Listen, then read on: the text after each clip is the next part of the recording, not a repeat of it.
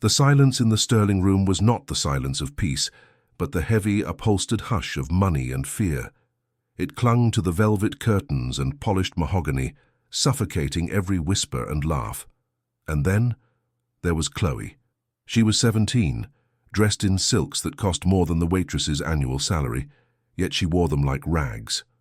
Her eyes, wide and unnaturally bright, scanned the affluent diners as if searching for a worthy target. Her father, Richard Costello, sat across from her. Richard was a man who moved through the world like a perfectly weighted anchor, still formidable and dangerously deep. He was the whispered king of the Black Tiger, the Korean syndicate that moved more cash through American ports than the Fed knew about. Tonight, however, he looked less like a crime boss and more like a tired, aging father losing a battle he could not win. 8 years had passed since Sarah died. 8 years of Richard trying to buy back the bond that had shattered, replacing genuine connection with cold, hard assets. The result was this spectacle: Chloe, a beautiful, volatile vessel of unprocessed grief, constantly testing the limits of her father's power and patience. "You're looking at your phone again," Richard said, his voice a low, gravelly rumble that barely travelled past their booth. It wasn't a question. Chloe didn't look up from the custom-made device. "And you're pretending we're a family. Which one of us is lying more convincingly?" Richard's jaw tightened. A muscle near his temple twitched, the only outward sign of the effort it took not to break the girl across from him. He had faced armed rivals, navigated betrayal, and stared down the barrel of 100 threats. But this girl, his own blood, was his only weakness, and she knew it. "We are trying to have a conversation, Chloe, a civilized one." "Civilized?" Chloe scoffed, finally dropping the phone with a loud clack onto the marble table. "You think this is civilized? It's a performance, Richard. We sit here, you try to buy my therapy again, and I remind you that you chose your empire over her life." The sentence was a sharpened knife, plunged directly into his past. Richard flinched, a flicker of genuine pain crossing his stoic face. "That is enough," he commanded. The volume did not rise, but the authority behind it made 3 nearby patrons suddenly focus on their wine lists. "We do not speak of your mother's accident." "Why? Because it wasn't an accident?" Chloe leaned forward, her voice dropping to a theatrical whisper. "Or because if I keep yelling, your precious associates will realize their infallible boss is just a broken man who can't even control his teenage daughter." She then did it. She reached out, sweeping a meticulously prepared porcelain plate, a culinary work of art, off the table, and throwing it with violent force against the far wall. The sound was a blinding, instantaneous explosion in the muted room. Ceramic shrieked against plaster, followed by the clatter of fragments scattering across the plush carpet. The silence that followed was absolute, a void into which every horrified gaze in the room plunged. A manager rushed forward, his face a mask of panic and forced deference. Richard, already moving to stand, raised a hand, a simple, small gesture that conveyed decades of untraceable threat. The manager froze mid-step. No one, absolutely no one, was to touch the boss's daughter. Then, a voice, clear and steady, cut through the tension. It was not the manager's nor Richard's nor the panicked whimper of a civilian. "Excuse me." The voice belonged to Maria. She was the table's assigned server. A black woman in her early 40s, wearing the standard black and white uniform, she stood not cowering but rooted. Her hands, calloused from years of relentless work, held a silver tray as if it were a shield. Her expression was tired, yes, but intensely calm. Chloe turned her blazing eyes on Maria, ready to tear into the next. "Target. What do you want? Are you going to tell me to calm down? Are you going to call the police? Go ahead. See what happens when you try to mess with the Black Tigers." She paused, searching for the cruelest word. "Pet project." Maria did not flinch. She simply looked at Chloe, not with judgment, but with a deep, unsettling pity. And then she spoke 4 words that made the entire world tilt on its axis. "You have her eyes." Chloe blinked. Richard, who had been focused on dismissing the manager, spun his head back to the booth, his eyes narrowing to pinpricks of lethal intent. "What did you say?"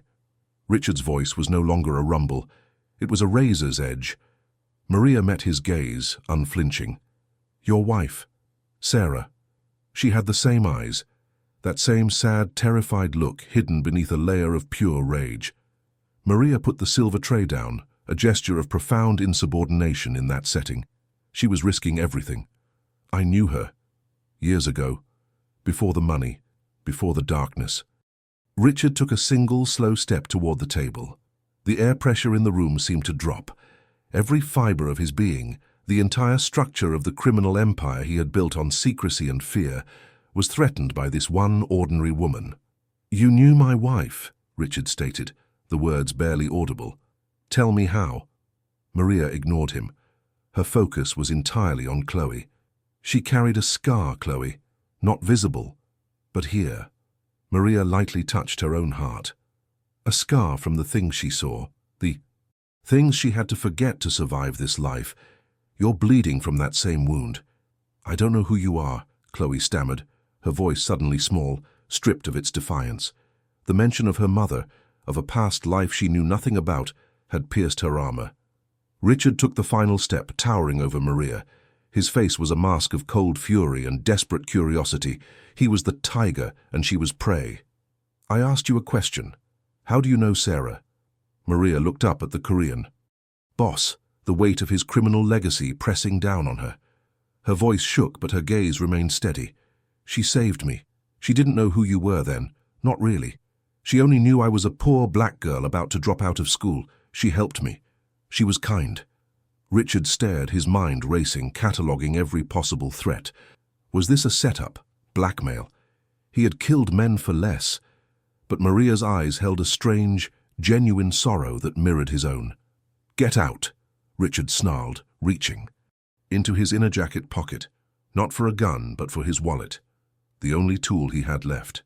Take this. Leave, and never speak her name again.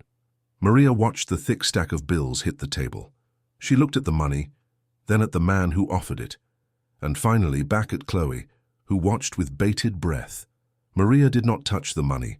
She just looked at Richard and whispered one final chilling phrase, a phrase that was never to be spoken outside of the most trusted family circle. Phrase Richard's father had used to signal the highest level of threat. The black orchid blooms in winter, Mr. Costello. Maria turned and walked away, leaving the silver room, leaving the money on the table, and leaving Richard Costello frozen, pale, and utterly exposed. That phrase, it was a code that meant, the threat is inside the house. The danger is familial. Richard knew then. This woman was not a waitress. She was a message, and that message was about to destroy everything.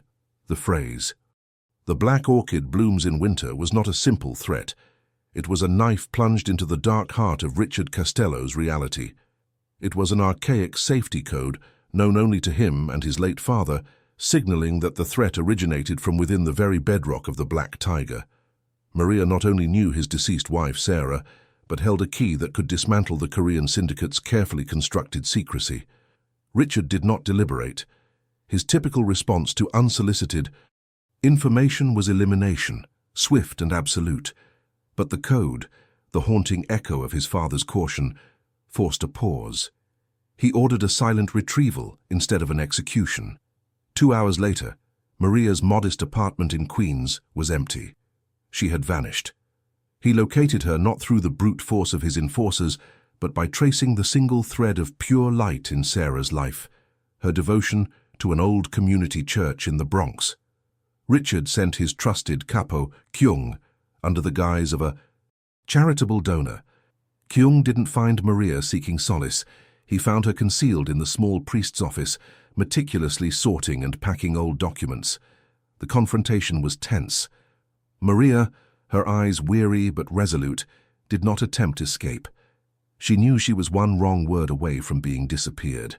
"You haven't ordered your men to kill me," Maria stated, her voice quiet as Richard stepped into the small room, his imposing silhouette dominating the doorway. "Why?"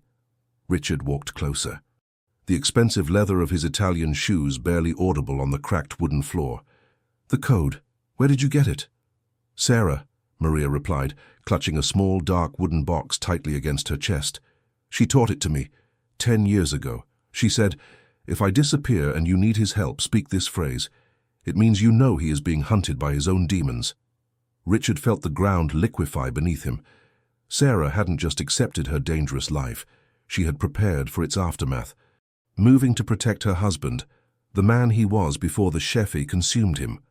"I do not know what happened to Sarah," Richard admitted, the words barely a rasp. It was a terrifying vulnerability that his subordinates, even Kyung, had never witnessed.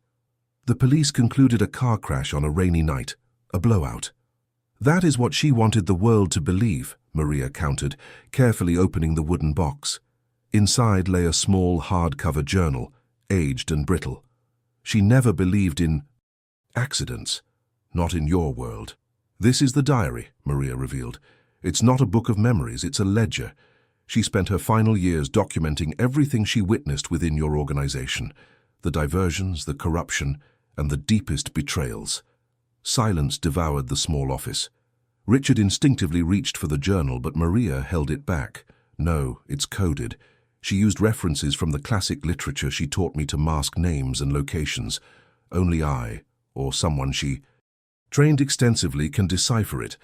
Maria met Richard's gaze steadily. "And there's one final thing. The real cause of her death isn't just in the diary, it's also tied to the last place she asked me to protect, a hidden clue." Richard stumbled backward, overwhelmed by the cascading revelations. His grief was rooted not just in loss, but in a profound ignorance. He had been living a carefully constructed lie, a lie that cost Sarah her life and had nearly destroyed Chloe. "You have my word," Richard pledged, the promise carrying the terrifying weight of his authority. "Help me decode this and find the culprit.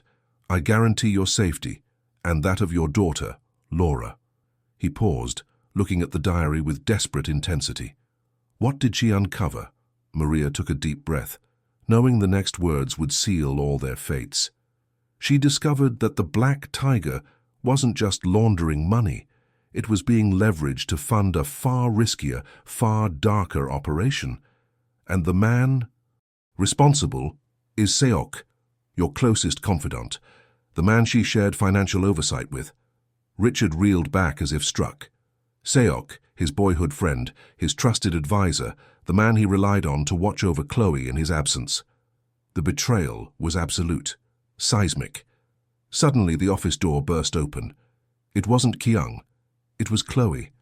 "Dad, I followed you," Chloe shouted, her expression a mix of confusion, fear, and defiant curiosity. She pointed at the wooden box in Maria's hands. "What is going on? What is that?" Richard didn't have time to process her appearance. Maria's cell phone shrieked, an unknown number.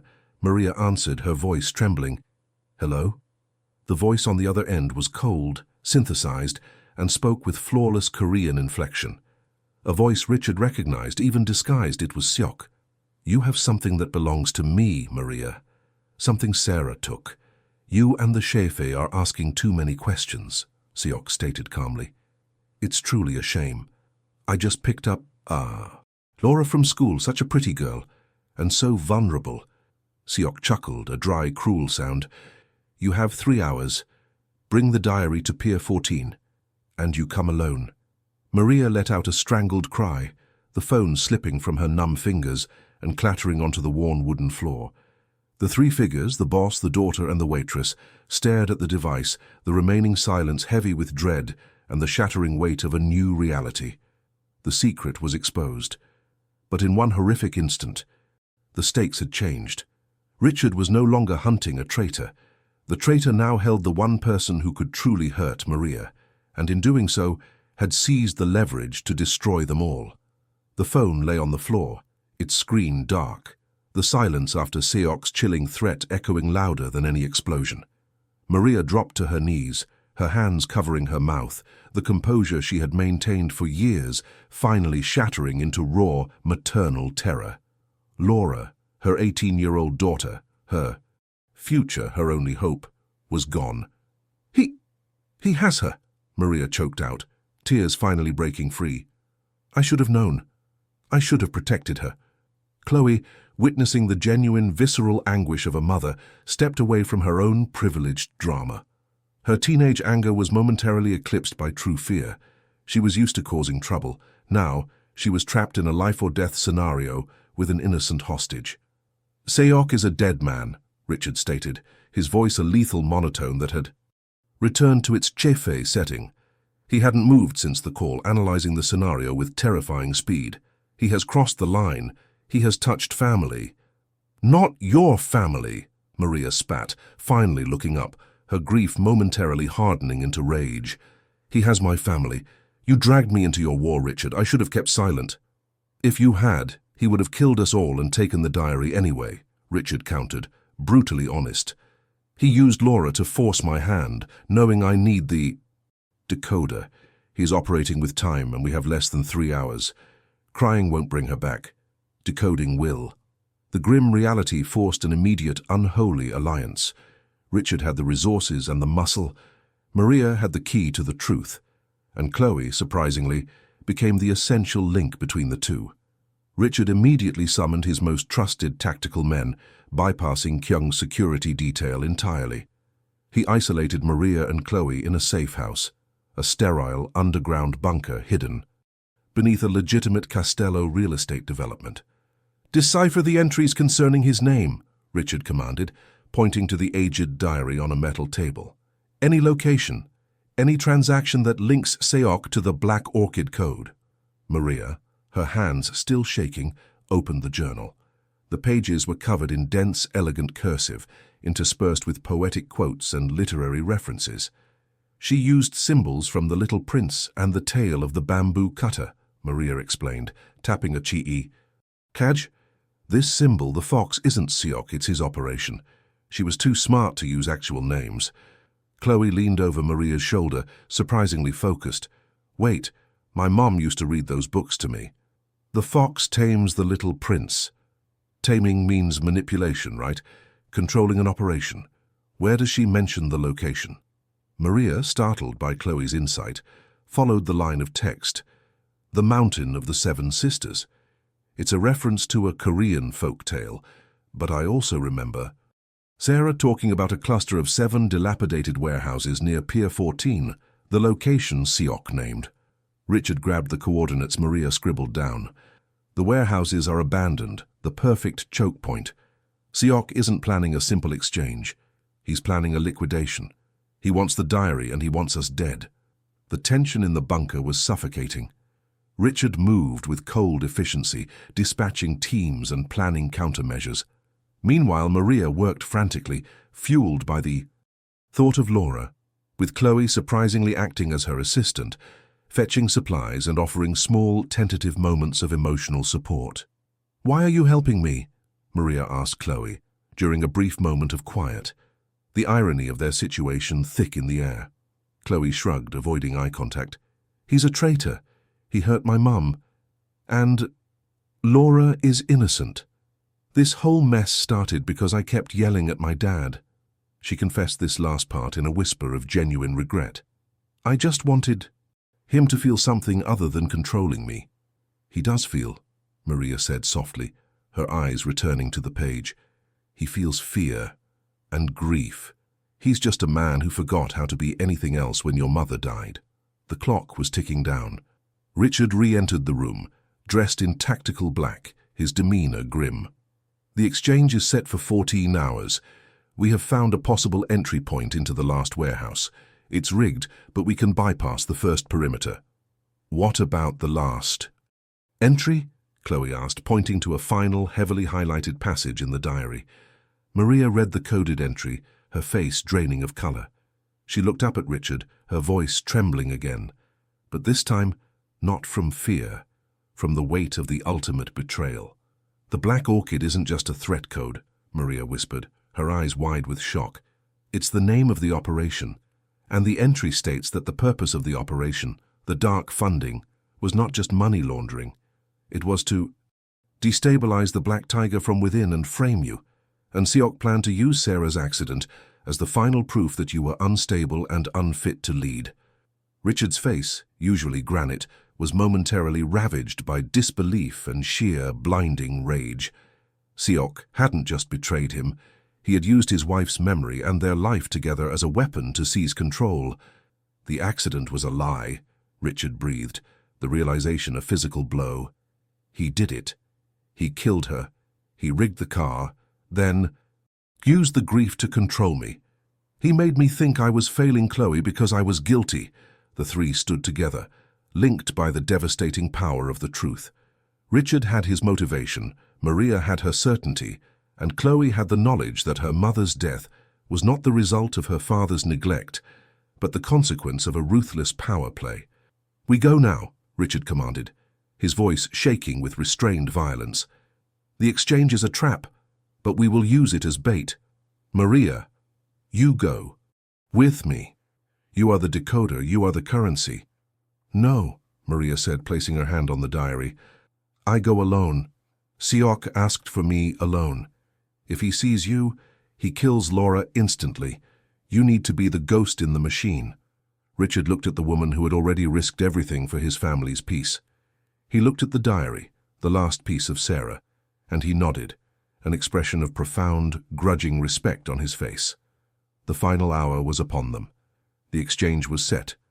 The daughter was the bait, the mother was the weapon, and the Mafia boss had nothing left to lose. The air at Pier 14 was thick with the smell of brine, decay, and diesel, a fitting stage for a betrayal of this magnitude. The warehouse district was a maze of rusted metal and broken concrete, swallowed by the encroaching shadows of the approaching deadline. Maria arrived exactly on time, alone, as commanded. She walked with a tense, unnatural straightness, wearing a simple black jacket to conceal the micro-communications device Richard's team had pressed into her ear. She clutched the wooden box containing Sarah's diary like a sacred, yet explosive, artifact. In the shadows, unseen and silent, Richard and Chloe were positioned. Richard was a phantom, moving through the skeletal infrastructure of the last warehouse with decades of tactical precision. Chloe, against her father's ferocious protest, insisted on coming, hidden in a dilapidated maintenance room. Her eyes were glued to a thermal monitor, a direct link to Maria's location. She wasn't seeking excitement. She was driven by a need to witness the downfall of the man who had murdered her mother. Maria stopped in the center of the vast, echoing space. Floodlights positioned high above cast harsh, sterile cones of light, leaving the periphery in deep, shifting darkness. "I'm here, Siok." Maria's voice cracked slightly, amplified by the cavernous acoustics. "I have the diary. Let Laura go." A figure detached itself from the gloom. Siok, dressed in an impeccably tailored suit, a cruel contrast to the environment. He was flanked by 4 heavily armed guards, none of Richard's usual men. Siok didn't look nervous. He looked victorious. "The Black Orchid honors your obedience, Maria," Siok sneered, his voice oily. "It's a shame your loyalty was misplaced. Richard Costello is a relic." "Laura!" Maria demanded. Siok gestured, and from the deep shadows, a figure was pushed forward. Laura, her hands bound, tears streaming down her face. She looked terrified but unharmed. "The exchange is simple," Siok continued. "The diary for the girl. But before we finalize this trade, I require one last piece of confirmation." He pointed to the last critical entry Maria had found. "The location of the funds. Read it, Maria." Maria knew this was the trap. Reading the location would give Siok the absolute power he craved. But Laura was right there. Richard's voice, a cold whisper in her earpiece, cut through her panic. "Play. Along? Give him the cipher for the money. We need the final piece of the diary first." Maria nodded almost imperceptibly. "The location is hidden under the Weeping Willow passage. It's an old fishing shack on the bay, number 33. The funds are there." Siok smiled, a flicker of pure greed in his eyes. "Excellent. The diary, please." As Maria took one slow step forward, handing over the wooden box, Richard seized the moment. "Now, Maria, the last entry." Maria pulled the diary from the box just before Siok snatched it away, quickly flipping to the final page Sarah had marked. "The real message isn't about the money, Siok," Maria shouted, reading the final line, a quote from a Korean epic poem. It translates to, "The poison was not in the wind, but in the wine." Siok froze, his smile vanishing, replaced by a flash of furious understanding. "The accident was a lie," Maria screamed, locking eyes with him. "Sarah wasn't killed on the road. You poisoned her. You rigged the investigation."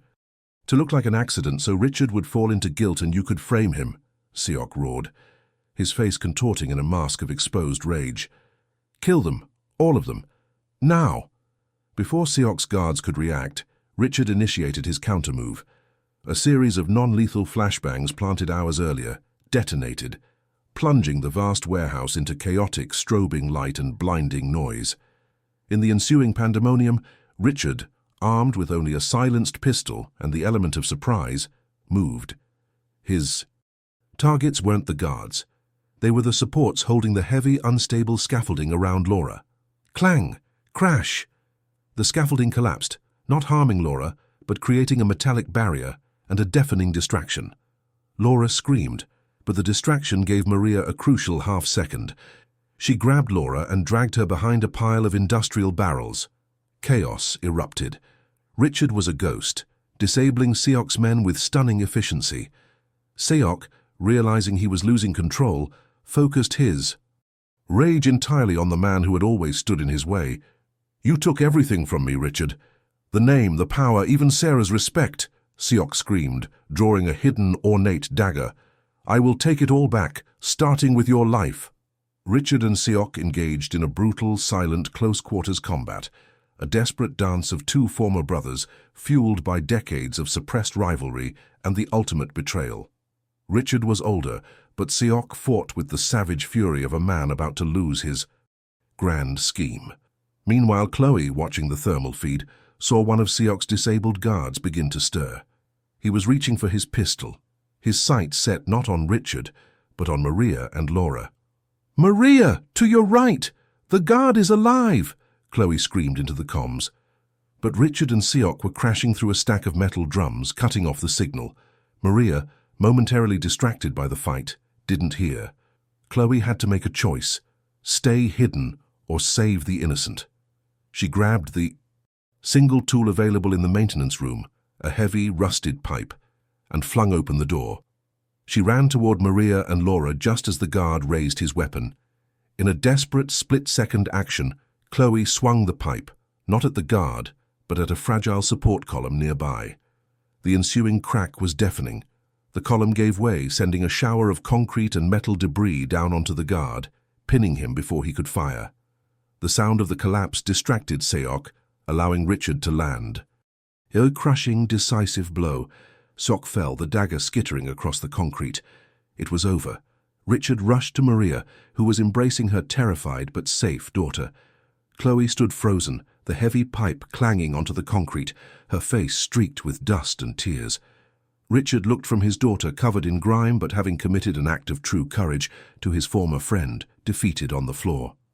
"It wasn't about the money, was it, Siok?" Richard asked, his voice dead. "It was about Sarah. You wanted her respect, and when she rejected you, you killed her." Siok, spitting blood, just laughed, a chilling, broken sound. "She chose the darkness over me.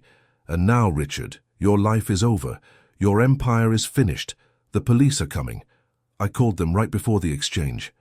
The sound of approaching sirens, faint but unmistakable, began to echo across the water. Siok had planned for everything. He knew he might lose the fight, but he would take Richard's freedom and his entire organization with him. Richard Costello, the invincible chefe, stood over his defeated rival, the truth about his wife's murder finally revealed. But the cost was everything he had built.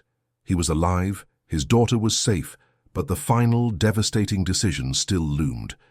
The sirens were closer now, slicing through the air like judgment. Siok, defeated but gloating, lay pinned beneath the weight of his own failure. Richard Costello stood at a precipice, stay and fight the approaching. Authorities, invoking his influence to dissolve the evidence or make the choice Sarah had always wished he would make. He looked at Chloe, who was comforting Laura, her face still smudged with dirt and the shock of true violence. Chloe had risked her life not for profit or power, but for an innocent person she barely knew. She had broken the cycle of rage. He looked at Maria, who stood firm, the wooden box with Sarah's diary clutched protectively. Maria had risked everything for the truth. The choice was clear. The empire was built on a lie, the lie of his own guilt in Sarah's death. To save the empire now would be to dishonor her memory and return to the darkness from which he had just escaped. "We're done here," Richard said, his voice flat, resolute. He looked at Maria and nodded toward the diary. "The truth is in that box. It belongs to the authorities now." He surrendered Seok to the first wave of police and federal agents, not fighting, but offering his immediate cooperation. The price of the Black Orchid's downfall was his own freedom, but Richard finally felt an immense, terrifying sense of relief. He confessed to decades of criminal enterprise, but, using the evidence Sarah's diary provided, cleared his name of his wife's murder. The months that followed were a whirlwind of legal battles, investigations, and the slow, painful process of healing. Richard was detained, but due to his full cooperation and the volume of evidence against the greater syndicate, now exposed by Sarah's meticulous records, his sentencing was delayed and eventually reduced in exchange for information. The redirection of the fortune. The criminal organization, the Black Tiger, was dismantled. Richard, utilizing a hidden, legitimate portfolio Sarah had always insisted he maintain, was able to protect a significant portion of his wealth, the legal assets that had been shielded from the illegal activities. He initiated the transfer of this legitimate wealth, not to his legal defense, but to a foundation in Sarah's name, Chloe's New Path. During this time, Chloe did not revert to her destructive ways. The confrontation at Pier 14 had burned the rage clean out of her soul. She spent her time visiting her father, working closely with Maria, and, surprisingly, with the police investigation, helping to cross-reference the coded entries in the diary. Maria and Laura, now safe and under the protection of the newly formed foundation, were inseparable from Chloe. Laura enrolled in nursing, school fully funded, her future secured by the kindness of a woman she never met. "Your mother believed that education was the only currency that couldn't be corrupted," Maria told Chloe one afternoon, tracing the dedication in the old copy of The Little Prince. Chloe finally understood. Her mother hadn't tried to save Richard from his life. She had created a separate, pure path for her family's future, a path that could only be accessed after the destruction of the darkness. The legacy blooms. Months later, the final act of redemption took root. In a bustling, underserved neighborhood that Sarah had always championed, a small, vibrant building opened its doors. It was the Sarah Castello Community Center and Library. Maria was the lead administrator. Laura volunteered her evenings. And Chloe, the girl who once threw plates in rage, was now teaching literature to elementary students, patiently guiding them through the very stories her mother had used to encode her final, dangerous truth. At the opening ceremony, Chloe stood on the makeshift stage, addressing the community, her voice clear and strong. "My mother's life was about finding the light in the darkest places," Chloe said, tears finally flowing, but they were tears of gratitude. "This library is proof that a legacy of kindness is stronger than any empire of fear." Richard, released on bail pending his sentencing, stood in the back, watching his daughter shine. He was no longer the imposing chef. He was just a father, proud, broken, and redeemed. He walked over to Maria. "Thank you," he said simply. "You didn't just save my daughter. You saved Sarah's memory. You saved me." "No," Maria replied, looking past him at the vibrant room filled with hope. "Sarah saved us all. I was just the messenger." Richard was eventually sentenced to a brief term, a consequence of his past, but a necessary step towards his future. He served his time with dignity, focused on the letters and visits from Chloe, Maria, and Laura, who had become a new kind of family. The final scene 2 years later. Chloe, now 18, stands on the library steps with Maria, holding a college acceptance letter. She is going to major in education and literature, just like her mother. They look across the street to see a familiar older man walking toward them, dressed in simple civilian clothes. It is Richard, released, a free man in a way he had never been before. He approaches them, not with the arrogance of a boss, but with the quiet humility of a man rebuilding his life, one day at a time. He doesn't offer money or gifts. He just offers a warm smile. "What's next, Chloe?" he asks. Chloe smiles, taking his arm. What's next is simple, Dad. We continue the work. We keep the light on. As the sun sets over the library, illuminating the large hand-painted sign bearing Sarah's name, the chapter closes on the Black Tiger and opens on a new, quiet dynasty. A dynasty built on books, kindness, and the enduring truth that love is the only power that truly lasts. The black orchid had bloomed in winter, signaling not death but a long-awaited rebirth.